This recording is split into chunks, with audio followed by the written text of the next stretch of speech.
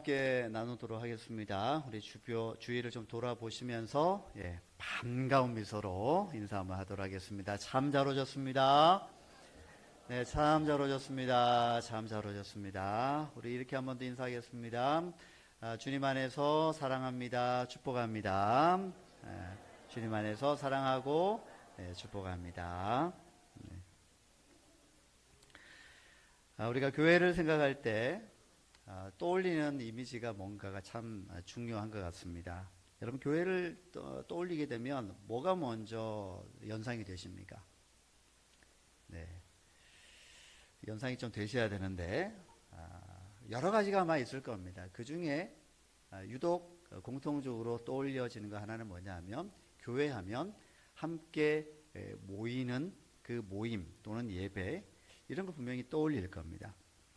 그래서 모이는 것은 중요하다라고 여겨집니다. 성경에서도 히브리서 기자를 통해서 말씀하였듯이 모이기를 피하지 말라라고 말씀을 했습니다. 자, 그런데 오늘 본문은 사도 바울은 거기에서 한 걸음 더 나아가기를 권면하고 있습니다. 오늘 본문에서 사도 바울은 교회를 예수 그리스도의 몸이라고 부릅니다. 그리고 그 몸은 계속해서 자라가는 그런 어떤 특징이 있다라는 말씀을 하고 있습니다. 그리고 그 자람의 목표가 어디까지인가도 보여주고 있는데요. 13절 말씀에서처럼 그리스도의 장성한 분량이 충만한 데까지라고 말씀을 하고 있습니다. 자, 그렇기 때문에 교회는 그저 잘 모이는 곳이다라고만 생각하면 안 됩니다. 오늘 성경을 통해서도 볼 수 있는 것처럼 우리가 모이는 목적이 있어야 됩니다. 모여서 무엇이 되느냐가 정말 중요합니다. 그 무엇이 되느냐의 핵심은 뭐냐 하면 바로 우리 모두가 예수 그리스도에게까지 이르는 것, 자라는 것, 성장하고 성숙하는 데에 있다라는 것으로 이 말씀을 우리가 이해할 수 있습니다. 11절 한번 같이 읽어보면 좋겠습니다. 11절입니다. 그가 어떤 사람은 사도로, 어떤 사람은 선지자로, 사람은 복음 전하는 자로, 어떤 사람은 목사와 교사로 삼으셨으니. 아멘. 자, 여기서 우리는 자칫 이 말씀은 교회 안에서 어떤 직분들이 있구나라고 하는 직분의 목록을 보여주고 있는 것처럼 오해할 수가 있습니다. 근데 그게 아닙니다. 여기서 중요하게 보아야 될 게 있습니다. 그 주어가 있습니다. 그 누구냐면 바로 맨 앞에 나와 있는 주어입니다. 그가라고 하는 단어가 있습니다. 그가라고 할 때 이 그는 누구를 가리키고 있을까요? 그렇습니다. 바로 교회의 머리가 되시는 예수 그리스도를 지칭하고 있습니다. 그래서 예수 그리스도께서 어떤 사람에게는 사도로, 어떤 사람은 선지자로, 어떤 사람은 복음 전하는 자로, 어떤 사람은 목사로, 어떤 사람은 교사로 삼으시고 세우셨다라고 하는 말씀이죠. 교회는 주님이 자기 몸을 위해서, 당신의 몸을 위해서 사람들을 세우신 공동체다라고도 할 수가 있습니다. 그리고 교회의 시작은 결코 사람에게서부터 발생하지 않았고 예수 그리스도로부터 태동했고 발생했고 이어져 오고 있다는 것을 분명하게 보여주고 있는 굉장히 중요한 핵심을 말씀하고 있는 바입니다. 그래서 우리는 사실 교회를 생각할 때 종종 자연스럽기는 한데요, 좀 사람을 좀 떠올릴 때가 있습니다. 예를 들어서 어떤 교회 하면 딱 떠오르는 교회, 그 목사님이 있습니다. 그리고 어떤 목사님 하면 그 교회가 딱 떠오르는 때가 있습니다. 그래서 어떤 교회는 그 목사님 때문에 그 교회가 있다라는 생각에 젖어들기도 합니다. 물론 틀린 말은 아닙니다. 왜냐하면 그 목사님을 통해서 그 교회를 세우셨고 또 성장시키셨고 어떤 특징적인 교회로 만들어 가셨기 때문에 그렇습니다. 그러나 그 교회의 주체, 주권자는 그 목사님이 아니죠. 오늘 말씀처럼이라고 한다면 그가 누구일까요? 예수 그리스도께서 그 교회의 주체, 그 교회의 주인, 그 교회의 주권자가 되신다라고 하는 것을 우리는 결코 잊어서는 안 되고 간과해서도 안 되는 것입니다. 또는 어떤 특정한 그 교회 안에서 특정한 어떤 지위와 역할, 직분을 가지는 리더가 있어서 그 교회가 만들어져 간다. 그래서 그분 때문에 교회가 이렇게 되어져 간다라고 하는 생각도 우리는 하게 되는데, 물론 틀린 말은 아닙니다. 하지만 그 말이 모든 것을 설명해 주는 것도 아니고 옳은 것도 아닙니다. 물론 하나님은 사람을 사용하십니다. 그렇게 하십니다. 그러나 부모는 교회의 태동과 성장과 그 과정, 존재에 있어서 사람보다 먼저 누가 그 교회의 주인인가, 주권을 가지고 있는가를 잘 보여주고 있는데, 바로 예수 그리스도의 주권을 분명하게 말씀하고 있다라고 봐야 됩니다. 그러므로 교회의 미래는 누구에게 있다고요? 예수 그리스도에게 있는 것입니다. 교회의 희망도 누구에게 있다고요? 예수 그리스도에게 있는 것입니다. 많은 분들이 오늘날 교회를 걱정합니다. 맞습니다. 교회를 걱정하고 기도해야 됨이 마땅합니다. 그런데 교회의 흥망은 누구에게 달려 있다고요? 예수 그리스도께 달려 있습니다. 그럼 우리는 아무것도 안 해도 됩니까? 아니죠. 그 모든 흥망에 있어서 주권자 되신 주님께서 교회를 세우신 목적 따라서 교회가 자라가고 성장하고 부흥하고 전도하고, 그리고 이 땅에서 교회 역할을 감당할 수 있도록 기도해야 되는 것은 우리의 몫이기도 합니다. 주님의 교회이기 때문에 주님 알아서 하십시오가 아니라 주님께서 세우신 직분대로 우리가 교회 안에서 역할을 감당하며 기도할 때에 그 교회의 주권자이신 그리스도께서 원하시는 뜻대로 교회는 성장하고 발전할 수 있다는 얘기입니다.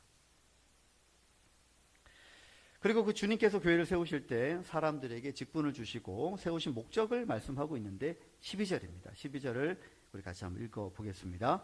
이는 성도를 온전하게 하여 봉사의 일을 하게 하며 그리스도의 몸을 세우려 하심이라. 아멘. 우리 여기서 보면 교회의 질서가 분명하게 드러납니다.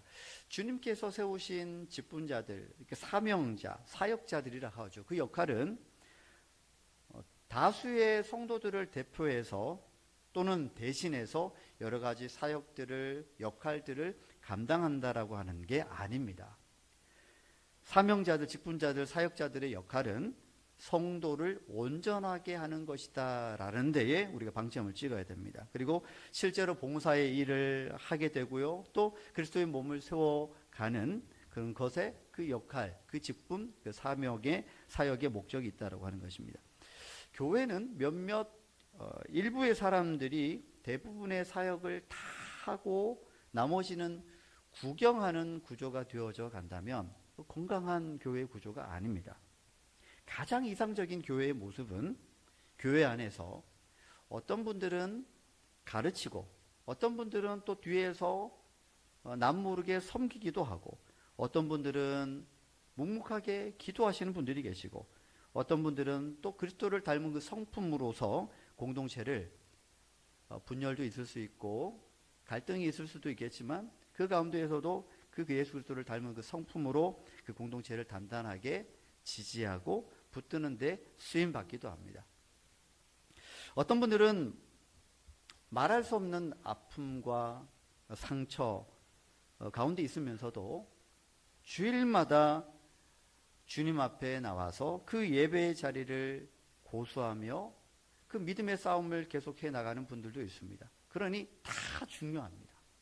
여러분들의 지금 이 자리에 나오신 이 순간들도 사실 나는 그냥 생각 없이 주일이니까 나왔다라고 생각하시지만 이 믿음의 자리, 예배의 자리를 지키시는 것만으로도 여러분들은 교회 공동체 안에서 정말 지대한 예수 그리스도께서 주권자 되시는 그 역할들을 감당하고 계신다라는 것을 꼭 기억하실 수 있기를 바랍니다.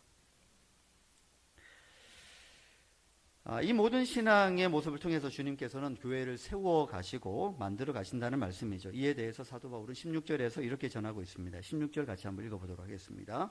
그에게서 온몸이 각 마디를 통하여 도움을 받음으로 연결되고 결합되어 각 지체의 분량대로 역사하여 그 몸을 자라게 하며 사랑 안에서 스스로 세우느니라. 아멘.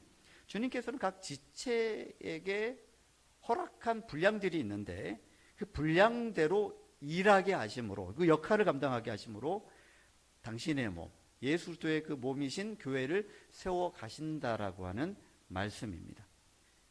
그러므로 교회 공동체 안에서는요, 주님께서 세우지 않은 지체는 단 한 사람도 없다. 여러분 모두가 주님께서 세우신 그 지체로서 역할을 감당하고 계시는 중이다라는 것을 믿고 나갈 수 있기를 바랍니다. 자, 이제 바울은 13절을 통해서 그리스도인이 교회라고 하는 공동체 안에서 어디까지 성장해야 되는지에 대한 목표를 분명히 하고 있습니다. 13절 같이 읽습니다. 우리가 다 하나님의 아들을 믿는 것과 아는 일에 하나가 되어 온전한 사람을 이루어 그리스도의 장성한 분량이 충만한 데까지 이르리니. 아멘. 참 중요한 말씀입니다. 우리는 그 신앙생활을 하면서 자주 좀 착각하고 있는 것 중에 하나가 뭐냐면요, 교회에 어릴 때부터 또는 모태에서부터 오랫동안 교회를 다니고 또 꾸준히 나오면 저절로 성장한 줄 압니다. 그리고 우리가 여러 가지 또 직분을 받으면 또 성장한 줄로 오해합니다. 그리고 성경 지식을 좀 많이 가지고 있으면 그것 또한 성장한 줄 압니다. 내가 기도하는 시간이 많이 늘어났으면 성장한 줄 압니다. 물론 그런 부분들이 신앙생활에 있어서 굉장히 중요한 부분이기도 합니다. 그러나 그것 자체가 우리가 얼마나 예수 그리스도에게까지 이르렀는가, 성장했는가, 성숙했는가를 보여주는 절대적인 지표가 될 수 없다라고 하는 것은 꼭 기억을 해야 됩니다. 오랫동안 신앙생활을 했었어도, 자신이 모태의 신앙일지라도, 기도를 많이 하고 말씀을 많이 알지라도 주님 보시기에는 지금의 우리의 상태가 주님께서 원하시는 그리스도의 장성한 분량에 이르는 데까지 충만한 상태는 아닐 수도 있다라는 것을 우리가 겸허하게 받아들일 줄 알아야 됩니다. 바울이 말하고 있는 성장은 그 물리적인 시간이 가져다주는 자연적인 성장의 문제를 의미하는 게 아니죠. 그보다도 훨씬 더 크고 깊고 넓은 성장과 자라남과 성숙에 대한 언급을 이 말씀을 통해서 하고 있는 것입니다. 그건 바로 내가 얼마나 예수 그리스도를 지금 내가 닮아가고 있는가에 대한 문제를 언급하고 있는 것입니다. 우리의 신앙생활에 있어서 최고의 모델은 누구시라고요? 바로 예수 그리스도이십니다. 분명합니다. 절대적입니다. 사람이 아닙니다. 어떤 목사, 어떤 장로, 어떤 집사, 권사님이 아닙니다. 물론 참고로 모델을 삼을 수 있지만 그게 우리 최고의 신앙의 최고봉이 될 수는 없습니다. 우리의 믿음의 최고봉은 바로 예수 그리스도이시다라는 것을 끝까지 붙들고 가실 수 있어야 됩니다. 우리는 흔히 내가 꽤 괜찮은 신앙인이 되었다라고 생각하는 순간이 있을 수 있습니다. 여러분, 그런 순간 진짜 꽃이 가려서 잘 안 보이는데 이렇게 볼 수도 없고, 네. 그런 순간 있지 않습니까? 내가 참 이 정도면은 지금 참 괜찮은 신앙인이 된 것 같다. 여러분, 제가 지금 만약에 목사로서 저는 지금 목사로서 이제 신앙생활을 하는 데 있어서 지금과 같이 신앙생활 잘하는 적은 없습니다. 지금은 저는 최고의 신앙의 절정기를 지나고 있습니다라고 하면 여러분 믿으시겠습니까? 네, 대답하기 애매하시죠? 네. 저는 아니라고 봅니다. 그렇게 생각하는 순간 그건 제가 무너지는 겁니다. 저는 지금도 목사지만 끊임없이 예수 그리스도를 여러분과 함께 더불어서 닮아가야 되는 과정 중에 있는 한 사람인 것이지, 제가 다 자랐기 때문에, 제가 다 성숙했기 때문에 여러분들이 이렇게 말씀을 전하거나 설교하거나 여러분을 가르치거나 여러분들에게 기도해 주거나 할 수 있는 게 아닌 것입니다. 여러분, 우리가 만약에 나는 참 이 정도면 괜찮은 신앙인이야 라고 하는 생각이 드는 순간이 있다면 그때 역설적으로 이렇게 생각해야 됩니다. 나는 아직도 멀었구나. 나는 아직도 더 자라야 되는구나 라고 역설적으로 생각할 줄 알아야 됩니다. 혹시 최근에 내가 이렇게 기도하고 내가 이렇게 직분을 감당하고 있는데 참 내가 자신이 봐도 너무 뿌듯해, 참 훌륭해, 신앙생활 참 잘하고 있는 것 같아 라고 생각이 혹시 든 적이 있으시다면 이제 거기에서 하나를 생각을 더 하셔야 됩니다. 근데 이게 나의 끝이 아니잖아. 나는 더 나가야 되잖아. 내가 이런 생각을 하다니 나는 아직도 더 자라가야 되겠구나. 이런 마음을 꼭 가질 수 있기를 소망합니다. 자, 그렇다면 바울은 왜 이토록 성숙을 강조할까요? 14절에서 그 근거를 찾을 수가 있습니다. 14절 같이 한번 읽어보도록 하겠습니다. 이는 우리가 이제부터 어린아이가 되지 아니하여 사람의 속임수와 간사한 유혹에 빠져 온갖 교훈의 풍조에 밀려 요동하지 않게 하려 함이라. 아멘. 여러분, 어린아이들 특징이 뭐라고 생각하십니까? 가장 주 특징 중에 하나가 순수합니다. 네, 순수합니다. 자, 순수하다는 얘기는 또 부정적인 특징으로는 어떤 게 결과적으로 나타날까요? 잘 속습니다. 네. 여러분, 어른들을 유괴하기 쉽겠습니까? 어린아이들을 유괴하기 쉽겠습니까? 10살짜리 아이를 유괴하기 쉽겠습니까? 30살짜리 아이를 유괴하기 쉽겠습니까? 옛날에 유괴 사건이 얼마나 많았습니까? 그때 어른이 유괴됐다는 얘기는 못 들어봤습니다. 납치됐다는 얘기는 들었지만 어른들은 납치해야 되지 유괴가 안 됩니다. 왜냐하면 속아 넘어가지 않거든요. 어린아이들만이 속아 넘어갑니다. 아이스크림 하나 주면 넘어옵니다. 분별이 안 됩니다. 모든 남자 여자 어른들이 다 엄마 아빠처럼 착하다고 생각하는 전제가 있습니다. 그러니 아이스크림 주는 그 엄마 아빠 같은 어른들 따라갈 수밖에 없죠. 분별이 안 되는 겁니다. 자신에게 해코시 하겠다는 생각을 하지를 못하고 분별을 못합니다.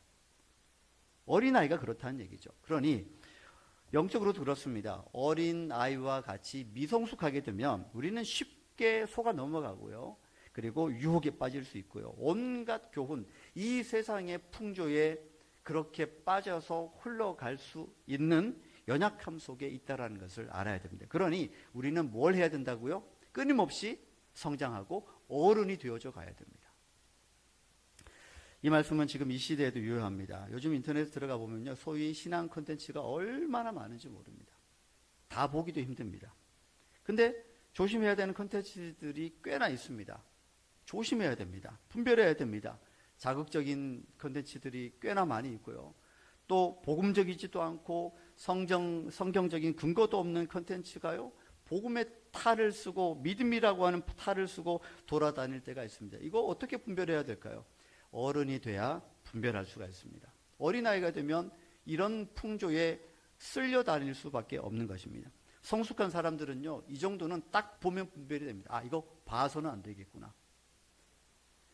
아직 성숙하지 못한 사람들은요, 마치 어린아이처럼 그런 모든 것들에 속아 넘어가기 마련인 것입니다. 여러분, 성숙하지 않으면 흔들립니다. 그래서 그리스도에게까지 자라가지 않으면 결국 다른 것에 그냥 유혹에 넘어가게 되고요, 끌려갈 수밖에 없다라고 하는 것입니다. 여러분, 영적으로 어린 상태는 결코 덕목이 아닙니다. 어린아이들이 어릴 때는 왜 예쁘고 귀여운지 아십니까? 순수하니까.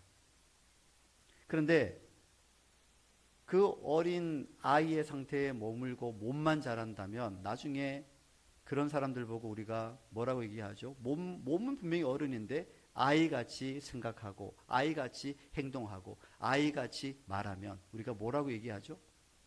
꼴불견이다 얘기합니다. 분명히 그 꼴은 어른의 꼴인데 보기에 너무너무 거북한 겁니다. 물론 애 어른이라는 말도 있습니다. 분명히 아이인데 어른처럼 행동하는 아이가 있죠. 그것도 사실은 좀 정상적이지 않다고 봐야 되는데, 어른인데 아이처럼 생각하고 행동하고 말하고 한다면 그것은 결코 그 사회에서 일반적으로 용납되기 힘든 그런 거치가 될 수 있다고 하는 것입니다. 그러므로 우리는 어른답게 지금도 성장해야 됩니다. 영적으로도 그렇습니다. 우리가 영적으로 자란다라고 하는 것은 어린 나이에 머문다라는 것을, 어린 아이에 머문다라는 것을 탈피하는 것입니다. 자라가야 됩니다. 어른다워져야 됩니다. 영적으로 성장해야 됩니다. 자, 그러면 어떻게 자라고 어떻게 성장할 수 있겠는가? 15절에서 바울은 힌트를 주고 있는데요. 오직 사랑 안에서 참된 것을 하라고 합니다. 그리고 범사에 그에게까지 자라야 되고 그는 머리고 곧 그리스도다라고 말씀하고 있습니다. 우리가 여기서 주목할 것이 있는데요. 사랑 안에서 참된 것을 하라고 할 때에 이것은 그 전제가 중요한 전제가 있습니다. 참된 것을 하는 것, 내가 혼자서도 할 수 있을 것 같죠. 그래서 전제를 붙입니다. 사랑 안에서 참된 것을 하래요. 진리 안에서 행하라고 합니다. 그러면 그 진리 안에서 행하고 말하고 살아가는 것은 어디에 토대 위에서 해야 되냐 하면 사랑 안에서 하라는 얘기입니다. 그럼 뭘 전제하고 있죠? 우리가 관계 안에 있다라고 얘기하는 겁니다. 연합을 의미합니다. 공동체를 의미합니다. 함께라고 하는 전제가 깔려져 있습니다. 그러므로 잘할지라라고 할 때 이 15절에서 이 말씀은 문법적으로도 이렇게 분석을 해보면 복수의 형태를 띠고 있습니다. 함께 자라가는 것에 강조점을 두고 있다는 얘기죠. 그러니까 사랑 안에서 참된 것을 하여 함께 자라간다라고 하는 것은 내가 그리스도 안에서 받은 그 은혜를 진실하게 그 은혜 안에서 살아내되 그것을 혼자서 살아내는 것이 아니라 이 공동체 안에서 주님이 세우신 이 몸 안에서 함께 연결된 지체로서 같이 살아내는 것, 그래서 함께 자라가는 것을 의미하고 있습니다. 15절 끝부분에서 보시게 되면 우리의 그 자람의 끝이 바로 그에게까지 있다는 것도 주목을 해야 됩니다. 우리의 머리가 되신, 교회의 머리가 되신 그리스도에게까지 우리가 자라가는 것. 여러분, 그것은 교인들이 어떤 정체성을 가져야 되느냐도 잘 보여주고 있습니다. 여러분, 믿음 생활하는 사람들, 교회를 다니고 있는 사람들은 어떤 사람이 되어져야 한다고 생각하십니까? 세상 사람들은 이렇게 얘기합니다. 착한 사람, 법 없이도 살 수 있는 사람. 여러분, 정말 그럴 수 있을까요? 아닙니다. 그것은 자칫하면 율법적으로 옳은 사람, 도덕적으로 행하는 사람, 그런 사람들을 양산하는 곳이 교회라고 착각하기 쉬운데 세상은 그럴지라도 우리의 신앙의 방향은 거기에서 더 나가야 됩니다. 선한 사람, 착한 사람, 법 없이도 살 수 있는 사람, 그런 사람들이 교회에 있는 것이 아니라 우리의 자람의 방향은 분명합니다. 어디까지요? 예수 그리스도에게까지. 그것이 우리의 믿음 생활에 또 믿음의 사람들, 신앙의 사람들의 정체성이 되어져야 한다라고 하는 것입니다. 다시 한번 강조드리고 싶은 것은 이 모든 성장, 자라남, 성숙의 특징 중 하나가 바로 철저하게 공동체적이다라고 하는 것을 기억하실 수 있기를 바랍니다. 그래서 13절의 말씀에서도 우리가 다라고 하는 말씀을 하고 있고요. 16절에서도 온몸이라고 하는 공동체성을 강조하고 있는 것입니다. 여러분, 신앙의 성숙의 지향점이 그리스도에게까지 자라는 것이라면 이것은 내가 홀로 할 수 없다라는 것을 강조하고 있는 것입니다. 우리가 믿음 안에서 잘 자랄 수 있는 환경과 여건은 뭐냐 하면 내가 혼자서 수도원에 가서 또는 기도원에 가서 또는 혼자 골방에서 그렇게 신앙생활을 할 때에 만들어지는 것이 아니고 우리가 조금은 연약하고 부족하지만 같이 모여있는 연합된 공동체 안에서 그것들이 구현되어지고 실현될 수 있다는 것을 말씀하고 있는 것입니다. 여러분, 우리가 적어도 이렇게 교회를 나온다고 하는 것은 내가 의도했던 의도하지 않았던 간에 공동체적으로 함께 그리스도에게까지 자라고 성장하고 성숙하는 데에 주님께서 우리에게 그 기회를 주셨다는 점에 동의하시고 아멘 하시고 그렇게 실천하며 나갈 수 있기를 바랍니다. 여러분, 이 기회를 주신 것은 하나님이십니다. 저와 여러분들을 사랑하시기 때문임은 의심의 여지가 없습니다. 공동체 안에서 함께 성숙해가는 이 기회를 가벼이 여기지 않기를 바랍니다. 여러분, 그래서 저는 다시 한번 여러분들에게 강조해드리며 또 제안 드릴 수 있는 것은 구역예배도 적극적으로 참여하시라는 얘기입니다. 물론 사정상 구역예배를 드리지 못하고 있는 분들, 구역 모임에 참여하지 못하는 분들에게 제가 어떤 비판을 하는 그런 마음은 아닙니다. 우리가 함께 연합된 공동체로서 우리가 함께 그런 기회가 주어졌다면 한번 좀 귀찮고 때로는 의욕이 없고 때로는 그게 무슨 의미가 있나 싶고 또 재미가 없을지라도 그 기회를 결코 가벼이 여기지 마시고 한번 동참해 보시라고 하는 것입니다. 무슨 일이 그렇게 내가 동참했을 때 무슨 일이 도대체 나에게 일어날 것인지에 대해서 한번 경험해 보시고 또 실제적으로 일어나는 어떤 현상들을 여러분들이 실제적으로 체득해 볼 수 있는 기회가 되어졌으면 좋겠습니다. 여러분, 어떤 분들은 교회가 재미있고요. 어떤 분들은 구역 모임도 참 재미있고, 그래서 구역 모임을 뭐 때로는 일주일에 한 번만 하지 말고 두 번도 하고 세 번도 하고 싶다. 이런 간혹 이런 분들도 계시긴 합니다만은, 대부분은 어떤 분들은 좀 억지로 참여하는 분들도 분명히 있습니다. 재미가 없을 수도 있습니다. 그런데 구역 모임이 재미가 없다고, 또 의미가 없다고 참석을 안 하게 되면, 여러분도 우리는 그런 성장할 수 있는 기회를 사실은 좀 잃어버리게 되는 그런 셈이 되고 마는 것입니다. 여러분, 아이들 한번 볼까요? 우리 자녀들이 초등학교가 되었습니다. 그 초등학교 된 아이들이 학교를 안 가려고 한다고 가정해 봅시다. 그래서 왜 안 가냐, 왜 안 가고 싶냐라고 했을 때에 그 아이들에게 나올 수 있는 대답이 뭘 것 같습니까? 학교를 가면 재미가 없대요. 제가 볼 때는 옛날보다 훨씬 더 재미있어졌는데 재미가 없다고 학교를 안 가려고 합니다. 자, 그러면 부모님은 보통 어떻게 반응하죠?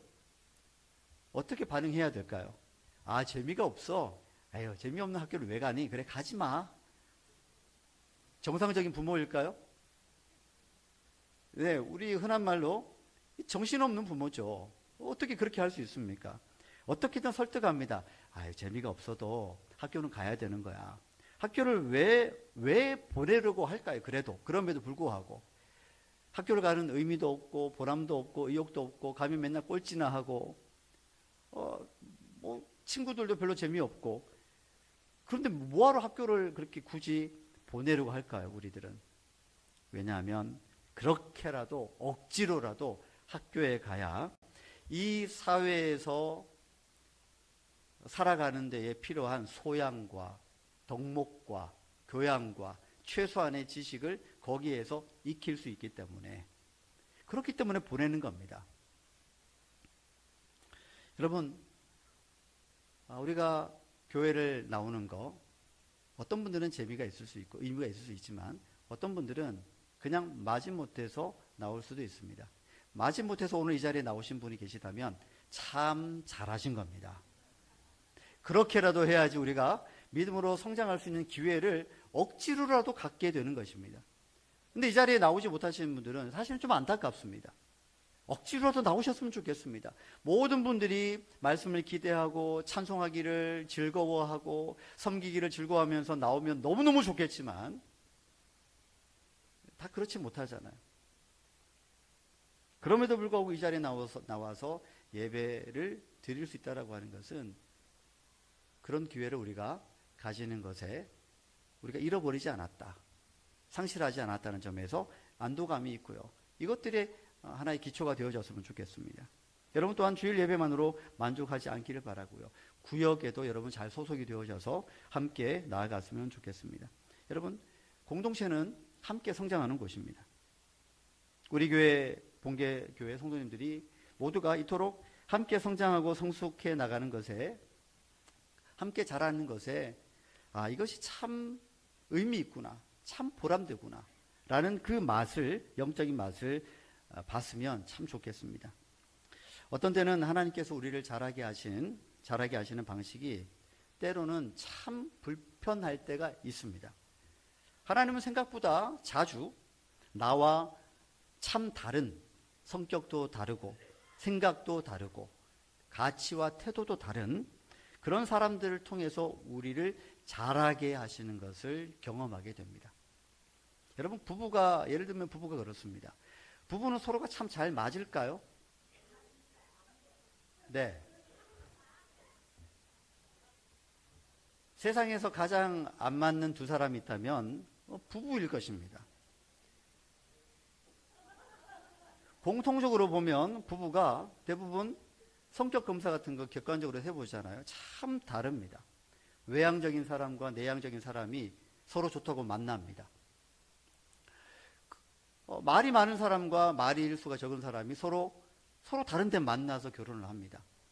우리들 생각 같으면 서로 다르기 때문에 서로 싫어할 것 같고 안 만날 것 같고 결혼 안 할 것 같은데 만나는 겁니다. 결혼하는 겁니다. 그때는 그게 좋았대요.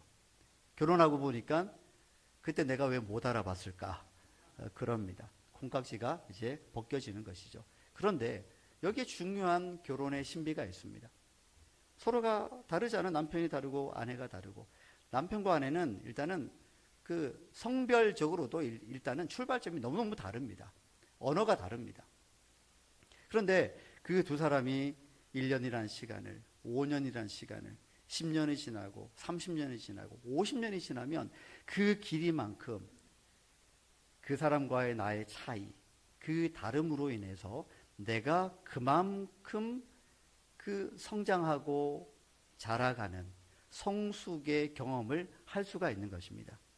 그러므로 그러니까 비혼자들이 요즘 많이 있다 그러죠. 결혼은 필요 없다. 거기에 대해서 저는 존중합니다. 근데 어떤 분이 그러시더라고요. 결혼 안 하는 거 좋다. 그러나 결혼했을 때에 얻는 자신의 성장과 성숙을 할 수 있는 기회는 그 사람은 잃어버릴 거다. 가지지도 못하고 이 생을 마감하게 될 것이다. 그러나 성숙하기를 원한다면, 지금보다 더 깊어지고 넓어지기를 원한다면 힘들지만 결혼은 하는 게 맞다. 단순히 자손 번식을 위해서 하라는 얘기는 아니고요. 결혼이 그렇습니다. 부부가 그렇듯이 공동체에서도 그렇습니다. 나와 다른 사람으로 인하여서 우리는 그 차이와 다른 만큼 우리는 더 잘할 수 있는 기회를 얻게 된다는 것을 우리가 결코 간과해서는 안 됩니다. 혹시 이 중에 우리 성도님들 중에 우리 교회는 나와 다른 사람들이 너무너무 많아. 너무 불편해. 어디 몸이 끼기를 너무 힘들어. 때로는 귀찮기도 해. 나를 왜 성가시게 할까? 이런 생각 갖고 계신 분이 있다면 한 걸음 더 나아가 보시기 바랍니다. 내가 그 사람들과 내가 좀 다르기 때문에 내가 그 속으로 들어가게 되면 그 다른 만큼, 차이만큼 나는 그만큼 더 성장하고 잘할 수 있는 기회를 가지게 된다라는 것을 꼭 기억할 수 있기를 바랍니다. 제가 이렇게 강조하는 것은 여러분 구역을 소중히 여기라는 얘기입니다. 그 모든 과정에서 주님은 우리를 그리스도에게까지 자라게 하신다는 것을 잊지 않기를 바랍니다. 소망하기는 우리 본계교회가 우리 본계교회 공동체가 이 교회의 머리이신 예수 그리스도에게까지 자라가는 교회가 되기를 축복합니다. 그 일은 반드시 주님께서 이루어 가실 겁니다. 우리는 그런 과정 속에 머리이신 그리스도에게까지 자라는 그런 은혜가 있음을 알고 그리스도의 장성 분량에 이르기까지 함께 자라는 것을 멈추지 않는 귀한 교회 공동체가 되어지기를 축복합니다.